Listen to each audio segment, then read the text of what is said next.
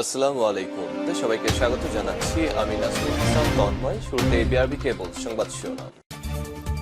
বাংলাদেশের গুরুত্বপূর্ণ আপডেট সংবাদে আপনাকে স্বাগত। শুরুতে সংবাদ শিরোনাম, পরে বিস্তারিত।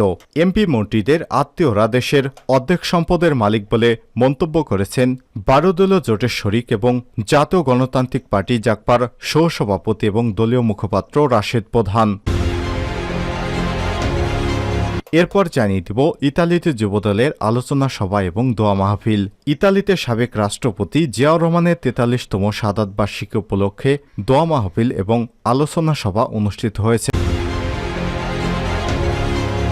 এদিকে আওয়ামী লীগ দেশের মানুষের কল্যাণের জন্য রাজনীতি করে বলে মন্তব্য করেছেন এলজিআরডির প্রতিমন্ত্রী মোহাম্মদ আব্দুল ওয়াদুদ। এদিকে থানাতেই গুলিবিদ্ধ হলেন পুলিশ কর্মকর্তা। বরিশালের ভোলায় পূর্ব ইলিশা নৌথানায় মোক্তার হোসেন নামে এক এসআই গুলিবিদ্ধ হয়েছেন।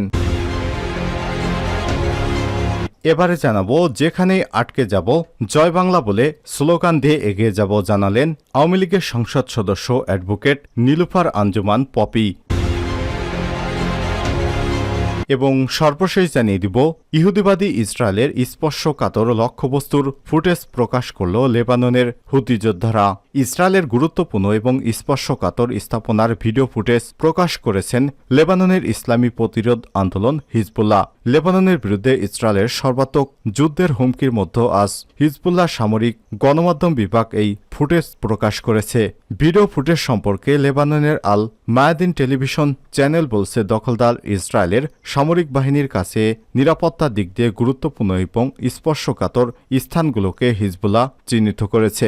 এবার এই স্থাপনাগুলোতে হামলা চালানোর হুঁশিয়ারি দিয়েছে হিজবুল্লাহ। এর মধ্যে রয়েছে নেবেক মরুভূমিতে অবস্থিত ইসরায়েলের দিমোনা পরমাণু চুল্লি, তেল আবিবের বেন গুরিয়ন আন্তর্জাতিক বিমানবন্দর এবং নেবাতিন বিমান ঘাঁটি। প্রিয় দর্শক, এতক্ষণ শুনছিলেন সংবাদ শিরোনাম, এবারে বিস্তারিত। তবে তার আগে অনুরোধ থাকবে, আপনি কোন স্থান থেকে আমাদের সংবাদটি দেখছেন কমেন্ট করে জানিয়ে দিন। ভিডিওটিতে একটি লাইক দিয়ে দিন, আপনার বন্ধুদের সাথে শেয়ার করে দিন। আর প্রিয় দর্শক, আপনি যদি আমাদের চ্যানেলে নতুন হয়ে থাকেন, ভিডিওটি দেখতে দেখতে চ্যানেলটি সাবস্ক্রাইব করে রাখুন, যাতে করে আমাদের লেটেস্ট আপডেট সংবাদগুলো সবার আগে আপনার কাছে পৌঁছে যায়। এবারে বিস্তারিত। এমপি মন্ত্রীদের আত্মীয়রা দেশের অর্ধেক সম্পদের মালিক রাশেদ প্রধান। ক্ষমতাসীন আওয়ামী লীগ সরকারের এমপি মন্ত্রীদের আত্মীয়রা দেশের অর্ধেক সম্পদের মালিক বলে মন্তব্য করেছেন 12 দলীয় জোট শরিক জাতীয় গণতান্ত্রিক পার্টি জাগপার সহসভাপতি এবং দলীয় মুখপাত্র রাশেদ প্রধান। বুধবার 23শে জুন রাজধানীর নয়াপল্টনস্থ শফিউল আলম প্রধান মিলনায়তনে জাগপা আয়োজিত পলাশী দিবসে শিক্ষা এবং আজকের বাংলাদেশ শীর্ষক আলোচনা সভায় সব মন্তব্য করেছেন তিনি। রাশেদ প্রধান বলেন, আওয়ামী লীগ ক্ষমতা আসার পর থেকে দেশের অর্থনীতি খেয়ে ফেলেছে। তাদের অর্থাৎ আওয়ামী লীগের পছন্দের আমলাদের হাজার হাজার কোটি টাকার দুর্নীতি এখন বিশ্ব রেকর্ড করতে চলেছে। এমপি মন্ত্রীদের আত্মীয়রা এখন দেশের অর্ধেক সম্পদের মালিক হয়েছে, আর দেশের জনগণ অন্ন বস্ত্র এবং বাসস্থানের অভাবে হাহাকার করছে। এভাবে একটি রাষ্ট্র চলতে পারে না, এভাবে রাষ্ট্র কাঠামো ভেঙে পড়বে। রাশেদ প্রধানের সভাপতিত্বে এবং যুব জাগপার সভাপতি নজরুল আলম বাবলুর পরিচালনায় এতে আরও বক্তব্য রাখেন জাগপার সাধারণ সম্পাদক অধ্যাপক ইকবাল হোসেন, প্রেসিডিয়াম সদস্য আসাদুর রহমান খান, বীর মুক্তিযোদ্ধা সৈয়দ শফিকুল ইসলাম, হাজী মোহাম্মদ হাসমতুল্লাহ, জাগপা ঢাকা মহানগর সদস্য সচিব আশরাফুল ইসলাম হাসু, যুগ্ম সাধারণ আহ্বায়ক জাগপা ছাত্রলীগের সাধারণ সম্পাদক শ্যামল চন্দ্র সরকার এবং যুব জাগপা নেতা শাহাবুদ্দিন বাবু, জনি নন্দী প্রমুখ নেতৃত্ববৃন্দ। ইতালিতে যুবদলের আলোচনা সভা এবং দোয়া মাহফিল। ইতালিতে সাবেক রাষ্ট্রপতি জিয়াউর রহমানের 43তম শাহাদাত বার্ষিকী উপলক্ষে দোয়া মাহফিল এবং আলোচনা সভা অনুষ্ঠিত হয়েছে। শনিবার 22শে জুন ইতালির ভিচেন্সা যুবদলের আয়োজনে আলোচনা সভা এবং দোয়া মাহফিলে প্রধান অতিথি হিসেবে ছিলেন ইতালি যুবদলের সভাপতি জাকির হোসেন গনি। প্রধান বক্তা হিসেবে ছিলেন ইতালি যুবদলের সাধারণ সম্পাদক ওমর ফারুক। অনুষ্ঠানে ইতালি ভিসেন্স যুবদলের সভাপতি মঈনুদ্দিন প্রিন্সের সভাপতিত্বে এবং যৌথ সঞ্চালনা করেন একই সংগঠনের ভিসেন্সার সাধারণ সম্পাদক আব্দুল ওহাব, সহসভাপতি আবু সাইম আগত অতিথিদের ফুল দিয়ে বরণ করে নেন এবং কুরআন তেলাওয়াতের জাতীয় সঙ্গীত এবং দলীয় সঙ্গীতের মধ্য দিয়ে সভা পরিচালনার কার্যক্রম শুরু করেন। আব্দুল কায়ুম কুরআন তেলাওয়াত এবং দোয়া পরিচালনা করেন। অনুষ্ঠানে ভার্চুয়ালি শুভেচ্ছা বিনিময় এবং বক্তব্য রাখেন সাবেক সফল আন্তর্জাতিক বিষয়ক সম্পাদক মহিদুর রহমান। শুভেচ্ছা বক্তব্য রাখেন প্রিন্সে যুবদলের সিনিয়র সহসভাপতি ফরাদ হোসেন।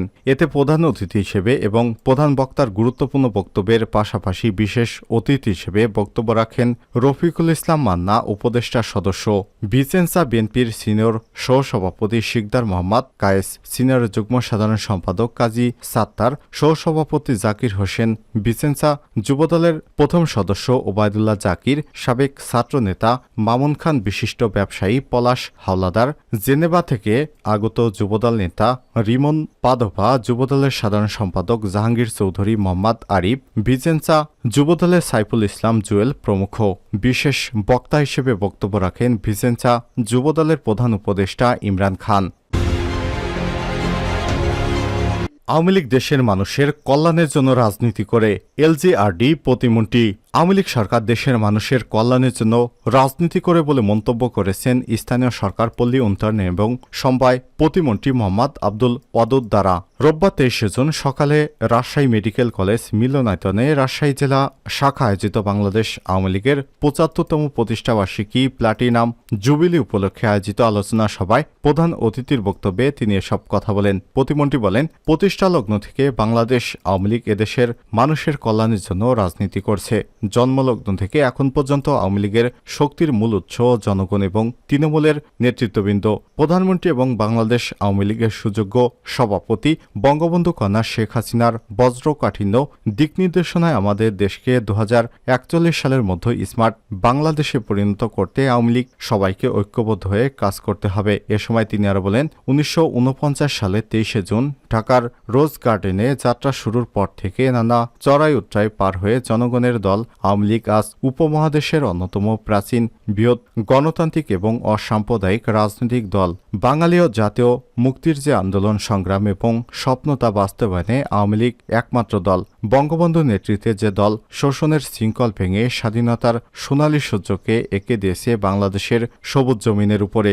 উপস্থিত নেতাকর্মীদের উদ্দেশ্যে তিনি বলেন, জাতির পিতা বঙ্গবন্ধু শেখ মুজিবুর রহমান 60-এর দশকের শুরুতেই পুরো বাঙালি জাতিকে আওয়ামী লীগের পতাকা তলে ঐক্যবদ্ধ করেছেন। সেই ধারাবাহিকতায় 52-র ভাষা আন্দোলন, 54-র যুক্তফ্রন্ট নির্বাচনে ভূমিধস জয়, 56-র শাসনতন্ত্র আন্দোলন, 58 সালে আইয়ুব খান সামরিক আইনের বিরুদ্ধে আন্দোলন, 62-র শিক্ষা আন্দোলন, বাংলাদেশ ম্যাগনা কার্টা, 66-র 6 দফা, 69-এর গণ অভ্যুত্থান, 70-এর নির্বাচন এবং পরিশেষে 1971 সালের 266 দিনে রক্তক্ষয়ী স্বাধীনতা যুদ্ধে অর্জিত হয় আমাদের স্বাধীন সার্বভৌম বাংলাদেশের গৌরব উজ্জ্বল লাল সবুজের পতাকা। কাজেই বাংলাদেশের ইতিহাসের প্রত্যেকটি অধ্যায়ের শিরোনামে উজ্জ্বল হয়ে আছে বাংলাদেশের আওয়ামী লীগের নাম। প্রতিমন্ত্রী এ সময় আরও বলেন, 1975 সালে বিপদগামী ঘাতকের নির্মম বুলেটে বাঙালির জাতির জনককে হত্যা করে জাতিকে পিছিয়ে দেয় 21 বছর। হায়নারা ভেবেছিল যে বাংলাদেশ আর কোনোদিনও উঠে দাঁড়াতে পারবে না। তাদের এই ধারাকে মিথ্যা প্রমাণ করে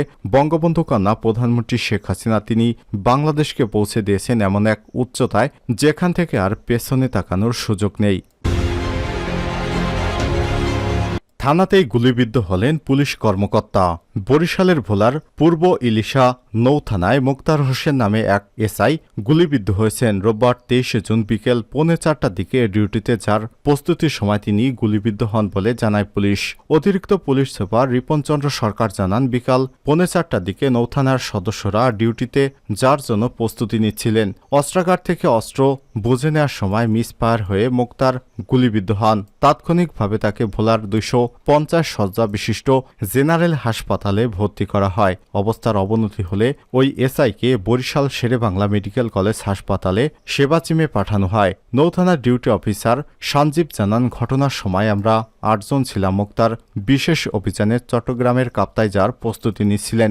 গুলিবিদ্ধ হয়ে আহত হওয়ার পর তাকে নিয়ে ওসি এবং 2 জন কনস্টেবল বরিশালে গেছেন। বাকি 5 জন থানায় আছেন। ভোলা নৌপুলিশের পুলিশ সুপার কফিল উদ্দিন জানান, রোববার বিকেলে পুলিশের ওই কর্মকর্তার দায়িত্ব পালনের জন্য প্রস্তুতি নিচ্ছিলেন। এ সময় হঠাৎ করে তার পিস্তল থেকে একটি গুলি বেড়ে তার পেটে লাগে। পরে তাকে উদ্ধার করে বরিশাল হাসপাতালে ভর্তি করা হয়েছে। তার অবস্থা আশঙ্কাজনক।